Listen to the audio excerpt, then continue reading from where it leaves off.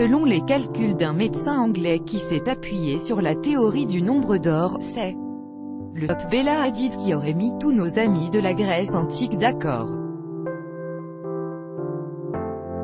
C'est Carla Bruni qui va être contente. Celle que la femme de Nicolas Sarkozy surnomme sa jumelle ou sa fille cachée, en raison de leur indéniable ressemblance physique, vient d'être sacrée plus belle femme du monde. Ce n'est pas un jury ou un magazine qui a déclaré la victoire par KO de la belle mais un chirurgien esthétique. À la sauce grecque, Julian de Silva, chirurgien esthétique exerçant à Londres, a dévoilé au Daily Mail la liste des 10 femmes les plus belles de la planète. Le praticien, qui avait manifestement un peu de temps entre ses consultations, les a classées après avoir pris la mesure de leurs traits et effectué de savants calculs se basant sur le nombre d'or de la beauté, connu aussi sous le terme de « divine proportion ».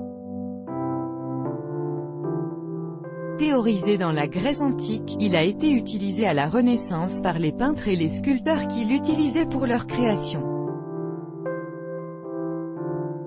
Et c'est donc le visage de Bella Hadid d'une symétrie presque absolue, qui se rapproche le plus de l'idéal recherché dans l'Antiquité.